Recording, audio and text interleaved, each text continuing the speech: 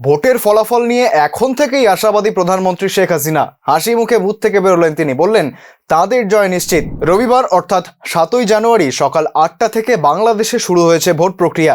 এটি দ্বাদশ জাতীয় সংসদ নির্বাচন। এদিন ভোটদান চলবে বিকেল 4টে পর্যন্ত। আনুষ্ঠানিকভাবে কথা ছিল 300 আসনে ভোট হবে, তবে এক প্রার্থীর আকস্মিক মৃত্যুতে মোট 299 আসনে ভোট চলবে। রবিবার সকালে ভোট দিয়ে বেরিয়েই আত্মবিশ্বাসের সঙ্গে শেখ হাসিনা জানান তাদের জয় নিশ্চিত। এ বিষয়ে ভীষণ রকম আশাবাদী তিনি। হাসিনা এদিন রাজধানী ঢাকার সিটি কলেজ কেন্দ্রে ভোট দেন। তার সঙ্গে উপস্থিত ছিলেন সংশ্লিষ্ট আসনের তারকা প্রার্থী অভিনেতা ফিরদৌস আহমেদ, হাসিনা কন্যা সাইমা আইজেদ, বোন শেখ রেহানা ও পুত্র রাদওয়ান মুজিব। এবারের নির্বাচনে মোট 28টি রাজনৈতিক দল অংশ নিয়েছে।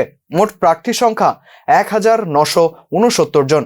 ভোট ঘোষণার পর থেকেই তীব্র অশান্তি ছড়িয়ে পড়ে বাংলাদেশে। বিরোধীরা প্রায় হরতাল বা বন্ধের ডাক দিয়েছে। এ বিষয়ে উল্লেখ্য, হাসিনা সরকারের তত্ত্বাবধানে কোনো নির্বাচনে প্রধান বিরোধী দলগুলি যেমন বিএনপি, জামাতে ইসলামী, বামজোট অংশ নেবে না। তারা জানায় বর্তমান শাসক দলের নেতৃত্বে কখনোই নিরপেক্ষ নির্বাচন সম্ভব নয়। তবে বিরোধীদের এই সিদ্ধান্তকে খারিজ করে দেয় আওয়ামী লীগ। রবিবার নির্বাচনের আগেই বাংলাদেশের নানা প্রান্তে উঠে এসেছে সন্ত্রাসের খবর। শুক্রবার রাতে যশোরের বেনাপোল থেকে ঢাকাগামী ইন্টারসিটি এক ট্রেনে আগুন ধরিয়ে দেওয়া হয়, যার জেরে কমলাপুর স্টেশন সংলগ্ন এলাকায় 4 জনের মৃত্যু হয়। পুড়ে যায় ওই যাত্রীবাহী ট্রেনের 3টি কামরা। ঘটনায় 7 জন বিএনপি কর্মীকে আটক করে বাংলাদেশ পুলিশ। শনিবার সকাল থেকে ফের 48 ঘন্টার হরতাল ডাকে প্রাক্তন প্রধানমন্ত্রী খালেদা জিয়ার দল।